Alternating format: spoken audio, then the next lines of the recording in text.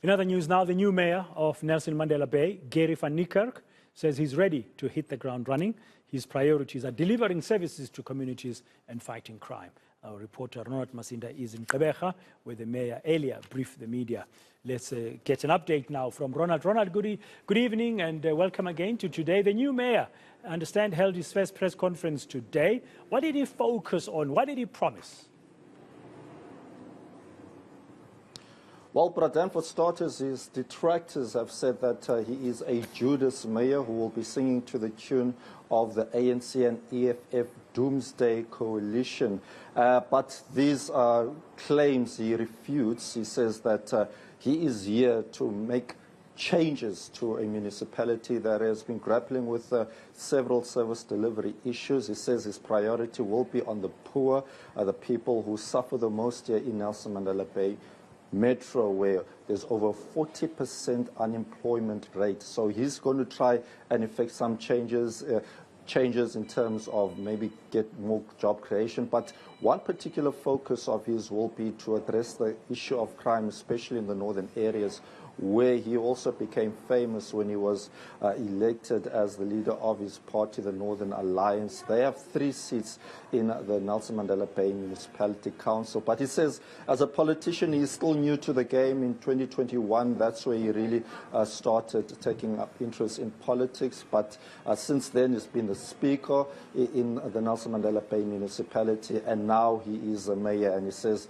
that hard work and honesty will be the keys to his own success. This is what he had to say earlier.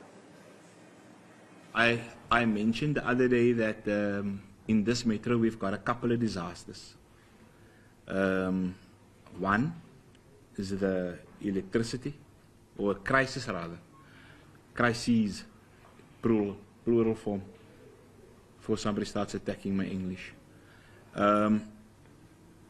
It's the electricity crisis, crisis that we are all suffering under. That's one.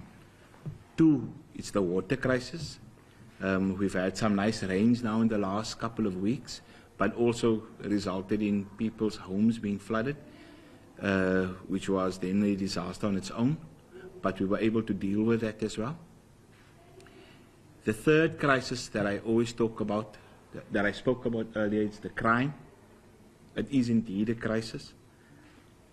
And then the fourth one is the underspending, which I mentioned in my speech.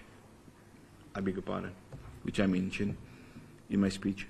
Now, constant monitoring, evaluation, that is the foundation to holding us accountable. Well, he has many detractors as he begins, this new mayor of Nelson Mandela Bay, as you said, Ronald. The DA, for instance, saying that this is a disastrous move for the coalition government.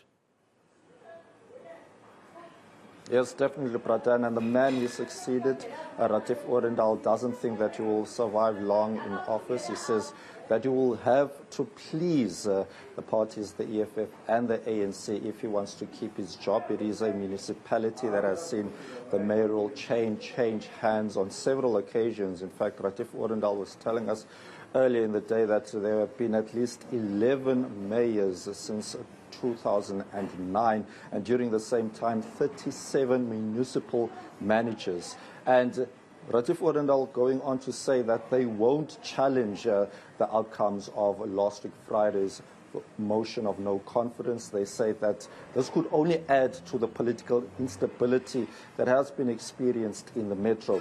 This is what he had to say further. Well, you know, as you know, I'm an attorney, and there's always an opportunity maybe to challenge something. But I want to make it very clear that the Democratic Alliance will never be part of political instability. And we will challenge a government when we've got the ability to replace that government with a stable alternative government. But if we can't put together a stable coalition, then we won't try and remove the existing government. Because at the end of the day, the Democratic Alliance will always put the interest of the city and its residents first. And political instability, and being the cause of political instability, is never in the interest of the city or her people.